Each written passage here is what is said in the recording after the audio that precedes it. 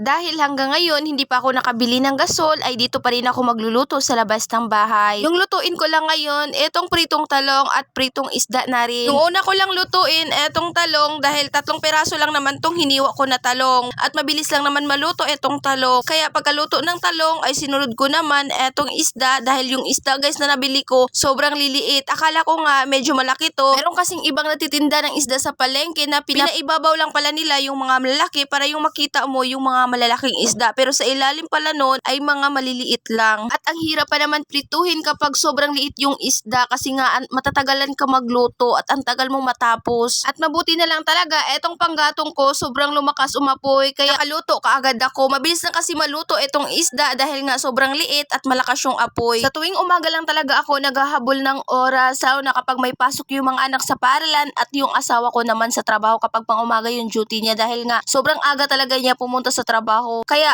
sobrang aga ko din kailangan magising, kailangan magluto kasi para makakain kaagad sila. Nung natapos na akong magluto at nakaalis na rin yung asawa ko papuntang trabaho niya, sunod ko namang inasikaso etong mga tupiin ko guys dahil sobrang tambak na, sobrang dami na at naghahalo na nga to etong bagong tupiin ko at yung lumang tupiin ko. Dahil nga guys, pagdating talaga sa tupiin, sobrang tamad na tamad talaga ako. Ewan ko ba guys, mas maganda nga sana yung magtupi kaysa maglaba na magkusot ka. Kasi kapag naglalaba ka at kinukusot mo lang, kinakamay mo lang, parang ang tagal matapos. Pero ewan ko, pagdating sa tupiin talaga, hate na hate ko talaga tong magtupi. Ano ba naman kasi kapag magtutupi na ako, ay inaantok talaga ako. Ewan ko ba ba't inaantok ako kapag nagtutupi na ako. Kaya minsan, hindi ko matapos yung mga tupiin ko, kaya naaabutan na lang ng bagong tupiin. Kaya kapag sinipag-sipag ako, yung una ko talagang ginagawa, eto mga tupiin ko, baka naman abutan naman ako ng katamaran ko sa pagtutupi ay hindi na naman tumatapos. At habang busy ako sa pagtutupi, eto namang bunso ko na si Cheryl, ayan, tignan nyo naman. Sobrang sarap ng buhay, pahiga-higa lang at nagsiself. Wala kasi siyang pasok na time na yan, kaya andito siya sa bahay at kasama ko nga siya sa bahay. Yung may pasok lang, yung 3 niyang kapatid. Medyo matapos na nga ako sa pagtutupi niya, tignan nyo naman na nauubos na talaga yung mga tupiin ko. At meron pa nga din akong nakita na mga kailangan ng palitan ng garter at mga napupunit na ng mga short ng mga anak ko at hindi pa nga ako natapos guys sa paglagay ng mga garter dun sa isang basket na kailangan lagyan ng mga garter yung mga maluluwag na garter at kailangan tahiin. Kaya hindi pa nga ako natapos, ayun, nadagdagan na naman. At nilagay ko naman sa Jora box etong mga natupi ko na mga damit. Pagkatapos, maya lang may dumating na order ng asawa ko. Hindi ko nga alam guys kung ano to. Bilin niya kasi sa akin guys na kapag dumating yung order niya ay buksan ko nga lang daw at tignan ko nga kung okay ba yung item. Kaya pagdating nga ng order niya, ayan, tinulungan pa ako ni Cheryl magbukas dahil nga excited din si Cheryl kung anong laman nito. Akala nga ni Cheryl ay mga laruan to. Kaya nung nabuksan na nga namin, ayan, tinignan ko ay yung helmet nga pala yung in-order niya. Kasi guys, yung isang helmet namin ay sira na nga siya. Yung lock niya hindi na nga malak dahil nga naputol na. Kaya bumili na siya ng bago para naman meron kaming magamit kapag